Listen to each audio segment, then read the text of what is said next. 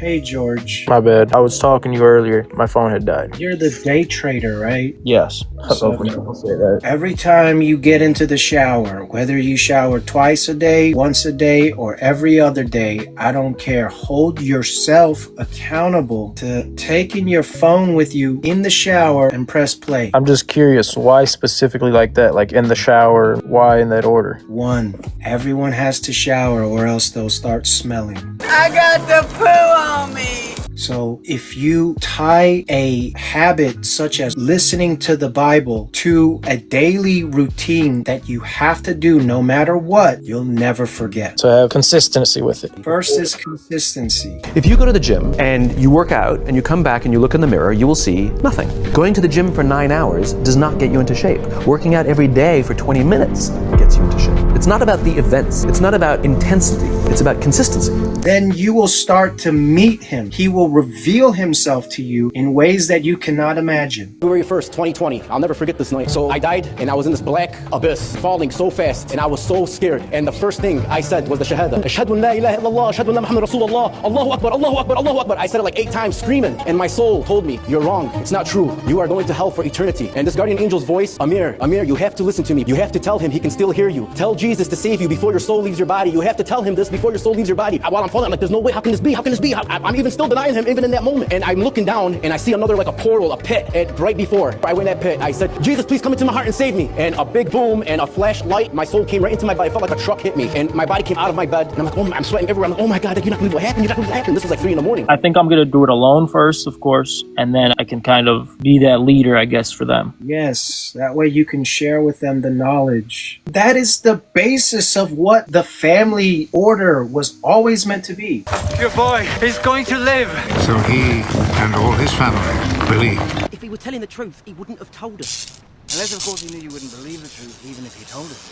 Let's talk with Mooksy 252520. Wait, I remember speaking that. Have we spoke before? This is George. How are you, brother? George. Hey, George. My bad. I was talking to you earlier. My phone had died. You're the day trader, right? Yes.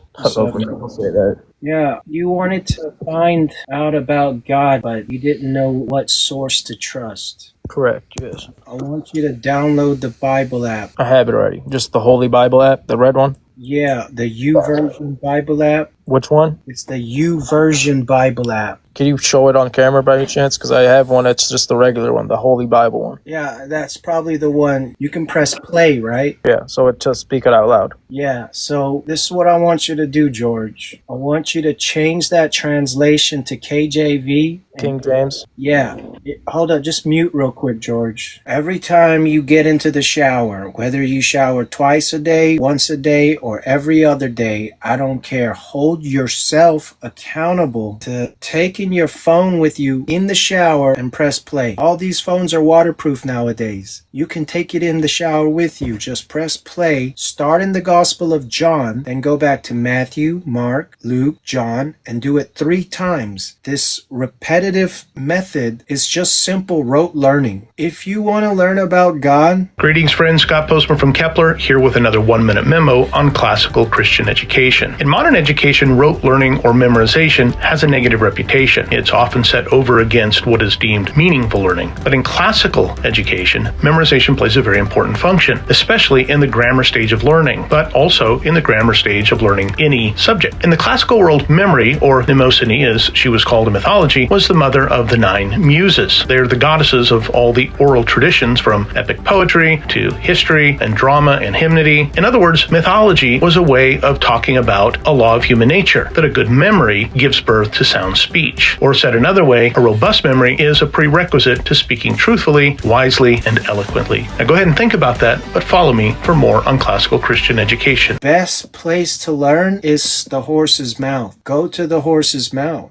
George. You definitely will, because honestly, I'm willing to try anything. I'm just curious, why specifically like that? Like in the shower, why in that order? Okay, here's the logic behind it. 1, everyone has to shower or else they'll start smelling. I got the poo on me. So if you tie a habit such as listening to the Bible to a daily routine that you have to do no matter what, you'll never forget. Because you'll never forget to take a shower. You'll forget to read the Bible though. But if you tie those two things together, then you eradicate a very common problem that people have. Bro, stop bringing up guests, Chosen. Stop, for the love of God. We're talking with George. Oh, I understand. He was in last live. That was the dude that I was bringing up. He's gonna be muted. That's the only reason I brought him back up. He didn't interrupt last time. He was quiet the whole time. He was with the last live dude that I brought up. Gotcha. So I understand what you're saying. So pretty much just to keep in that kind of repetitive cycle, just to stay in that cycle, to have consistency with it. Consistency. First is consistency. If you go to the gym and you work out and you come back and you look in the mirror, you will see nothing. And if you go to the gym the next day and you come back and you look in the mirror, you will see nothing. Clearly there's no results, can't be measured, it must not be effective. So we quit. Or fundamentally believe that this is the right course of action and you stick with it. You commit yourself to an act of service. You commit yourself to the regime, the exercise. You can screw it up. You can eat chocolate cake one day. You can skip a day or two. It allows for that. But if you stick with it consistently, I'm not exactly sure what day, but I know you'll start getting into shape.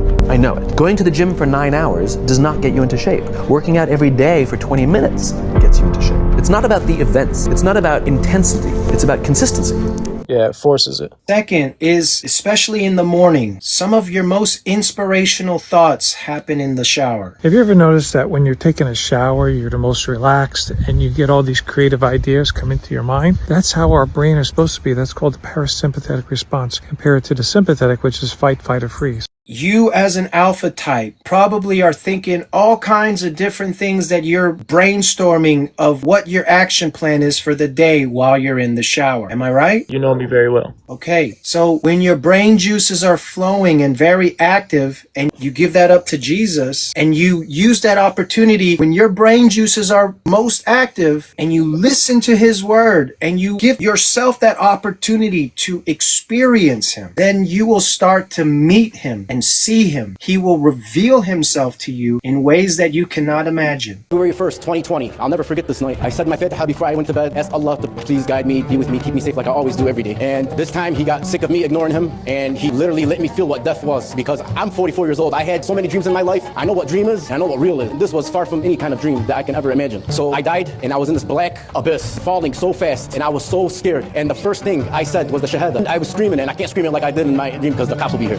But I screamed, Ashhadu an la ilaha illallah, Ashhadu anna Muhammad Rasulullah, Allahu Akbar, Allahu Akbar, Allahu Akbar. I said it like 8 times screaming, and my soul told me, you're wrong, it's not true. You are going to hell for eternity. And let me tell you something, guys. I cannot even explain it in words. The feeling of what hopelessness is doesn't compare to the hopelessness you feel in this world. You feel it 1,000,000 times worse. Man, I got chills. I'm sorry. I never did this before, so bear with me. So as I'm falling so fast down, it's pitch black. All I see is this white light flying around me in circles fast, and I'm falling. I knew it was my guardian angel. And this guardian angel's voice, the only way I can explain it to you in life is it's the most scariest and the most beautiful voice in one. That's the only way I can explain this angel's voice. And it was coming from this ear to this ear, back and forth. Amir, you have to listen to me, please, please. And this angel was so desperate for me. He was like, please, you have to listen to me. You have to tell him he can still hear you. Tell Jesus to save you before your soul leaves your body. You have to tell him this before your soul leaves your body. Hurry, hurry, do it now, do it. And I'm still, like, while I'm falling, I'm like, there's no way, how can this be? How can this be? I'm even still denying him, even in that moment. And I'm looking down and I see another, like a portal, a pit. And right before I went in that pit, I said, Jesus, please come into my heart and save me. And a big boom and a flashlight, my soul came right into my body. It felt like a truck hit me. And my body came out of my bed. And I'm like, oh, I'm sweating everywhere. I'm like, oh my God, you're not gonna believe what happened. You're not gonna believe what happened. This was like 3 in the morning. I'm like, oh wow, I can't believe this. Wow. And I'm crying, I'm doing this and this. And me being the stubborn OCD person that I am, I wasn't like my uncle brave enough to get on my knees and ask Jesus to save me. So I said to myself, there's no way this is happening to me. There's no way I'm gonna read the Quran. There's no way I gotta read the Quran. It can't be happening. So I took 8 months to read the Quran, from February 1st all the way to about October. But as I was reading the Quran, I would read it. And as I'm reading it, always I hear it more intense. The only one who can save you, you have to tell him. It's all I keep hearing. And then when I came to the verse about the crucifixion of Jesus, that's when it sealed the deal for me. There is no way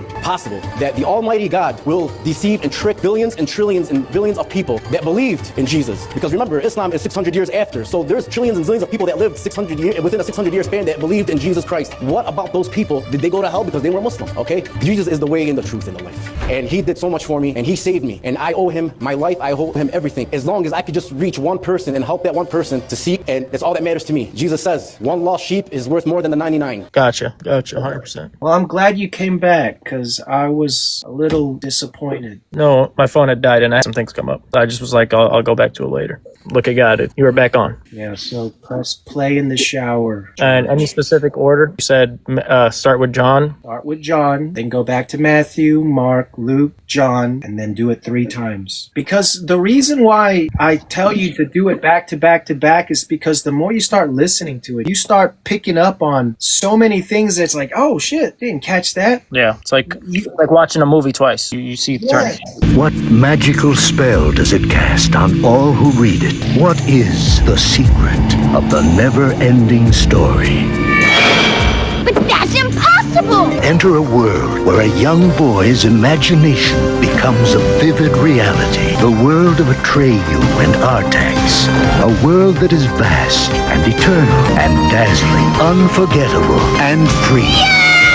Yes, but you're seeing it from 4 different angles, and when you start hearing it back to back to back, it's kind of hard to ignore that. What? It builds a picture. Yes. Makes plenty of sense. I understand. And you have to be able to provide this knowledge and truth to your wife and kids, because it's great that you've got a good family going, you're 26 years old, you're making good money, and all things are happy. But like I said, life happens to all of us. If shit hits the fan, like you said, you take a $250,000 loss on a trade, yeah, shit happens. 235. I can give you the exact number if you really want. 234,673. Yeah, exactly to the cent. My parents made a $500,000 error in judgment too. Then off to Seoul 2010, MBA at Yonsei to go attend. But then deceived by mother's fibs, forfeit my school to sell some ribs. Mass depression, so lonely, an Italian teacher would comfort me. All the while my mother did try to set my brother with wife of mine. Mixed feelings did my heart sure have to help my brother with gift of gab. Then 11 Christmas Eve, hit by truck, trick up her sleeve. Surgery mother wouldn't pay, so on paper married next day. Then New York we went in June.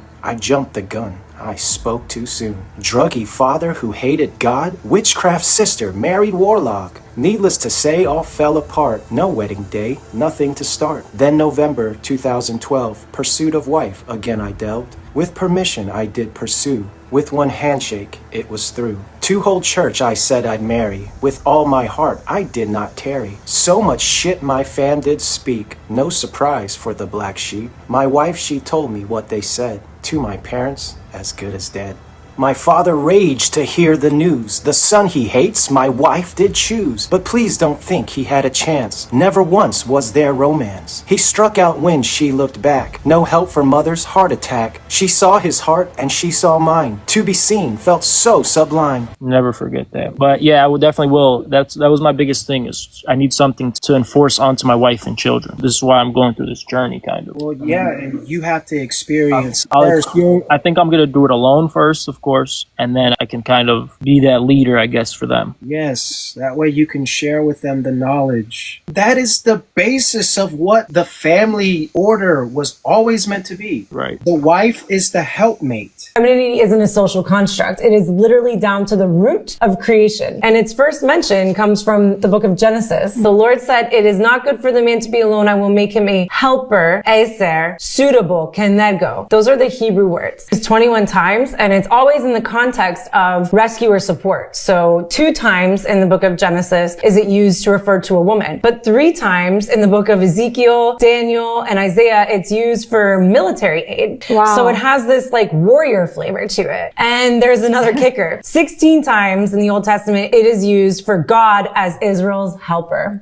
Sure, it doesn't seem subservient now, right? No. And the fact that God himself used it to refer to himself. So like when he was rescuing and helping his people, he used the same word more than any other time in the Old Testament to refer to himself. It's the yin to the yang. Yep. Your wife completes you, bro. No wonder what he said. He just said, "You complete me." Hello? I'm looking for my wife.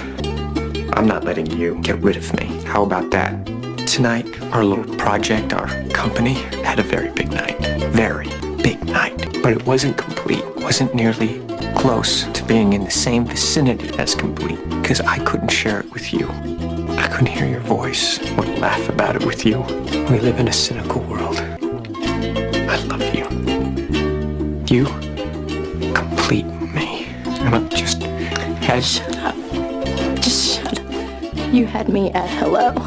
You had me at hello. 100%. In Islam, they taught me that the second half of they call it, I forgot what the exact word was, kind of it completes your faith, your wife. No, but that's some bullshit. They have multiple wives, so how can you honestly share yourself with multiple women? Well, they kind of explained that to me too. They were saying how the four wives thing, it's not like a modern day type of thing. If you have somebody who is practically, they said that it's a matter of being able to financially provide for them. No, not necessarily that. They were explaining how it's not for modern times. It's more so for ancient times when men used to go to war and they'd travel and be gone for years at a time because traveling isn't the same. So being gone that long, they'd rather have another marriage in a respectful way rather than still practice it. What do you mean? They still practice polygamy. And so the law of the Muslims that you can have more than one wife? Yeah, the law of the Muslims and Christians and Jews, yes. But what's the purpose of having more than one wife? Purpose of having, of course, having more progeny, having more children and populating the society. Also, the fact that men desire variety while women are not the same. They're happy with one individual, one person. So there are many reasons you can put, but generally Allah Azza wa Jal allowed it. Sorry? Is it true?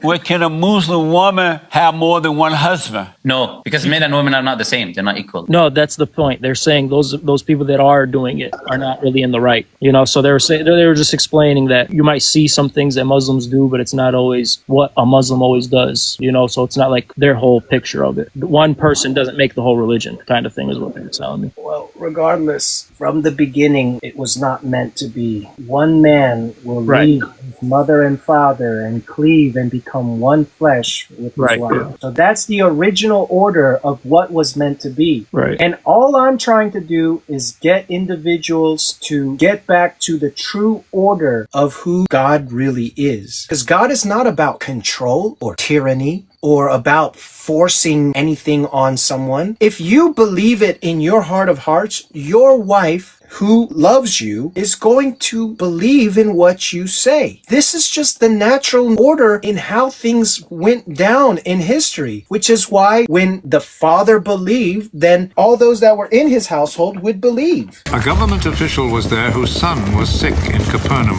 When he heard that Jesus had come from Judea to Galilee, he went to him and asked him to go to Capernaum and heal his son who was about to die. None of you will ever believe unless you see miracles and wonders. Sir, come with me before my child dies. Go, your son will live. The man believed Jesus' words and went. On his way home, his servants met him with the news. Your boy is going to live. He asked them what time it was when his son got better. It's 1 o'clock yesterday afternoon when the fever left him. Then the father remembered that it was at that very hour when Jesus had told him. Your son will live. So he and all his family believed.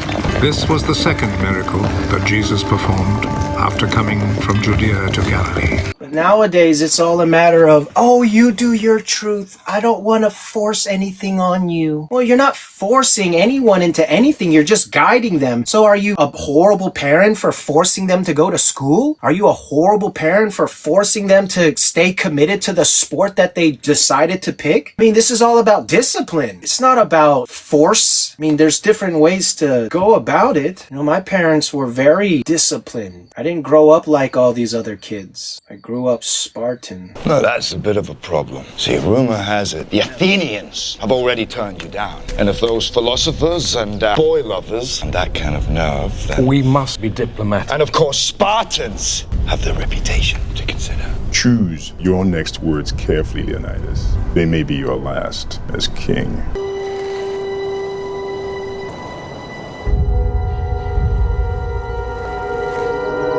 This is Sparta! Well, George, I'm glad you came back. Please, just press play, George. Can I depend on you to do that, George? If he were telling the truth, he wouldn't have told us. Unless, of course, he knew you wouldn't believe the truth, even if he told us.